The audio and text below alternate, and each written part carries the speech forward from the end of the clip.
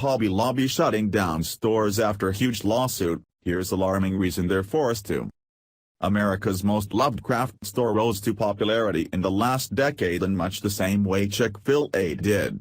The country responded with their business to both companies who put people and their values first, practicing exceptional customer service and politeness that had become a lost art in both retail and the food industry. However, despite the boom in business, expansion of stores, and impressive sales numbers, Hobby Lobby's founder and CEO has announced that he may be forced to systematically shut down all his stores for an alarming reason.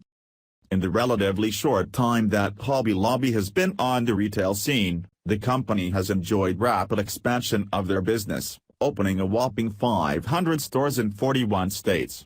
Their business model was simple and effective: sell great products at good prices and treat employees and customers even better. Cashiers make a great hourly rate compared to their competitors and get Sundays off since the Christian-based company puts top priority on time spent with family and using the Sabbath to worship and rest. These unusual store hours for this industry is exactly like America's #1 fast food company, Chick-fil-A. However, the craft store has come under heavy persecution, proving that no good deed goes unpunished and not everyone in America respects Hobby Lobby's Christian values.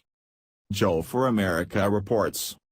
In an open letter, the founder and CEO David Green revealed that he may close down all 500 stores in all 41 states, because of religious persecution began by the Obama regime.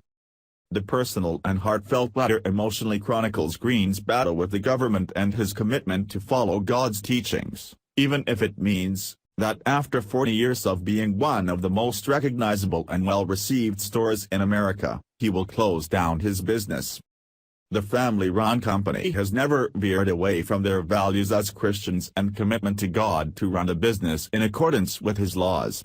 As a perk of being a Hobby Lobby employee, workers enjoy benefits, including medical. When Barack Obama inserted himself and his liberal politics into the healthcare industry, he put his will over God's and forced companies like Hobby Lobby to go against biblical teachings on birth control and abortion. Green was forced to provide his employees access to birth control abortion-causing drugs, which he was adamantly against and refused to do.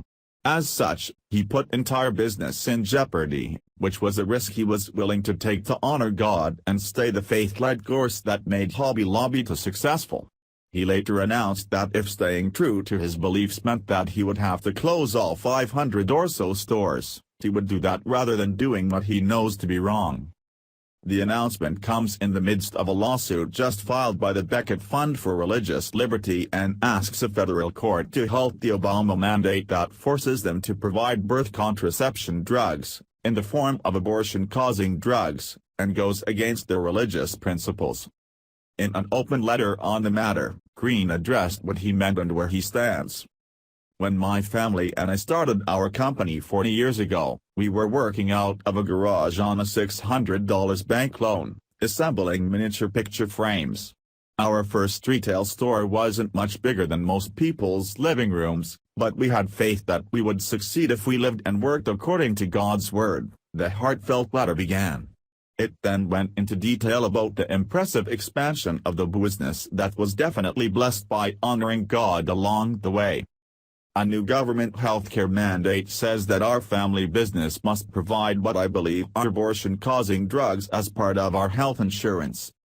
Being Christians, we don't pay for drugs that might cause abortions, which means that we don't cover emergency contraception, the morning after pill or the week after pill. We believe doing so might end a life after the moment of conception, something that is contrary to our most important beliefs. It goes against the biblical principles on which we have run this company since day one. If we refuse to comply, we could face $1.3 million per day in government fines, the letter continued.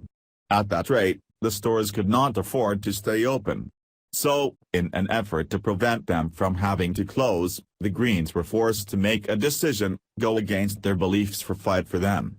The founder announced that they will do the latter to save their business and thousands of jobs and stand up for their beliefs, which not just the company was built on, but the country was also.